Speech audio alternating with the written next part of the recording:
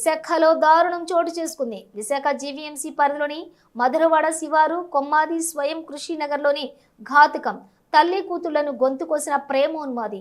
పార్వతీపురం మన్యం జిల్లా పాలకొండ మండలం పుర్లి గ్రామానికి చెందిన నక్కా దీపిక గత కొంతకాలంగా కుటుంబ సభ్యులతో కొమ్మాది స్వయం కృషి నగర్లోని నివాసం ఉంటున్న నక్కా దీపిక ప్రేమ పేరుతో దివ్య వెంట పడుతున్నటువంటి నవీన్ అనే యువకుడు దివ్యను పెళ్లి చేసుకోవాలని ఒత్తిడి చేస్తున్న నవీన్ దివ్య అంగీకరించకపోవడంతో కత్తితో తల్లి కూతుళ్లపై దాడి చేసిన నవీన్ దాడిలో హతమైన దివ్య తల్లి లక్ష్మి తీవ్రంగా గాయపడిన దీపికను చికిత్స నిమిత్తం గాయత్రి హాస్పిటల్కు తరలించిన స్థానికులు ఘటనా స్థలానికి చేరుకుని విచారణ చేపట్టిన పిఎం పాలెం పోలీసులు. నిందితుడు నవీన్ కోసం గాలిస్తున్న పోలీసులు.